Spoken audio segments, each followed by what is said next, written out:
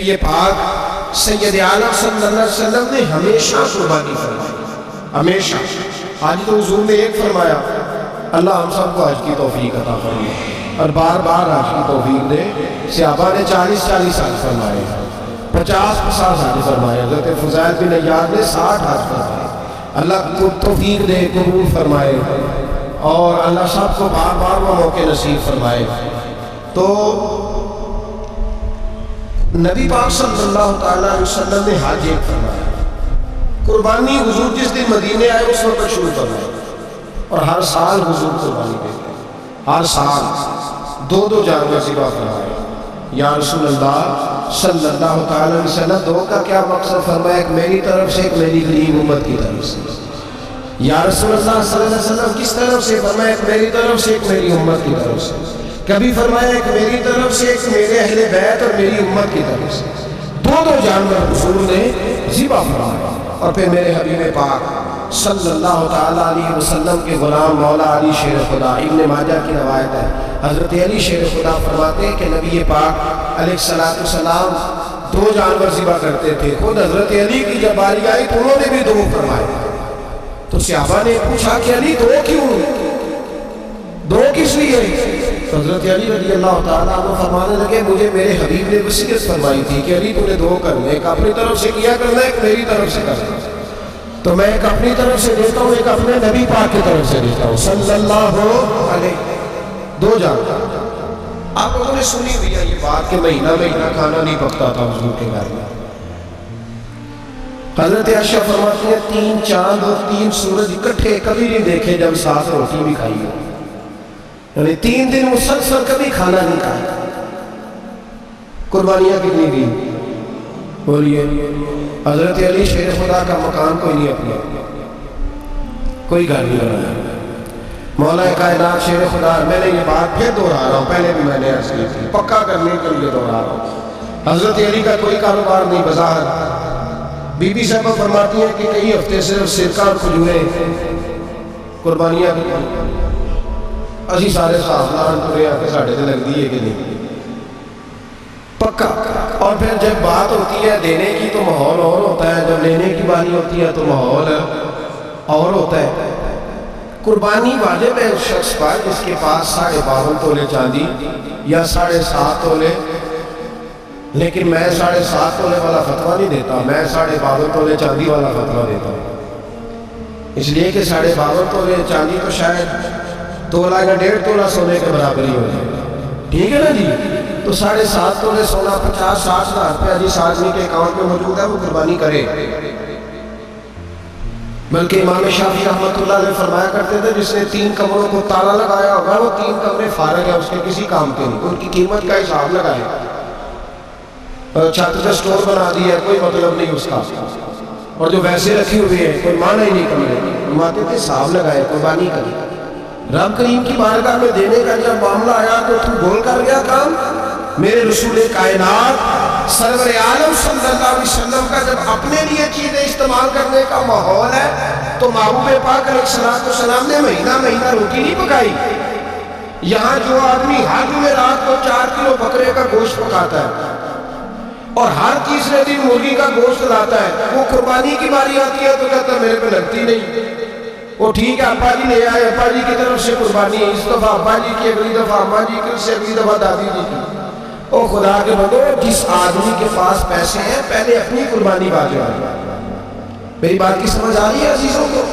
جو آدمی صاحب استطاعت ہے پہلے کس کی قربانی کرے گا؟ وہ کمائی کرتا ہے، اس کے اپنے اکاؤنٹ میں تنخواہ آتی ہے، ابا جی کے اکاؤنٹ میں نہیں آتی۔ اس نے اپنا بینک بیلنس چوری بھی رکھا ہوگا ابا جی سے۔ پہلے اپنی قربانی کرے، اگر اس کو شوق ہے، دل کرتا ہے تو ایک اور خریدے، پھر ابا جی کی طرف سے کرے۔ اگر اللہ نے توفیق دیا تو ایک اور خریدے، اماں جی کی طرف سے کرے۔ اور اگر اس کے دل کو اللہ ٹھنڈک عطا کرے، سکون کرے تو پھر اپنے رسول کی طرف سے بھی قربانی دے، پھر اپنے محبوب کی جانب سے بھی قربانی کرے۔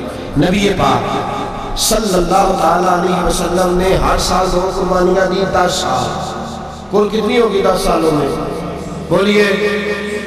اور جب حضور حج کرنے گئے نبی پاک نے 63 ذبح فرمائے، ایک اونٹ میں کتنی قربانیاں ہوتی ہیں؟ 63 اونٹ حضور نے ذبح فرمائے. اور حدیث بڑی مزیدار ہے. حضرت ابو ہریرہ رضی اللہ تعالیٰ عنہ فرماتے ہیں کہ جب اونٹ ذبح کرنے کی باری آئی تو ہم سوچ رہے تھے، پریشان تھے کہ یہ تو بڑا مشکل ہے ذبح کرنا، بڑا مشکل ہے، اس کو تو نہر کرنا پڑتا ہے، گرانا پڑتا ہے، باندھنا پڑتا ہے. سب سے مشکل کام اونٹ ذبح کرنا ہے. تو نبی پاک صلی اللہ علیہ وسلم کی تو عادت کریم ہے، اپنے ہاتھ سے ذبح کرتے ہیں حضور. وہ ہمارا اللہ خیر کرے، اللہ ہی حافظ ہے.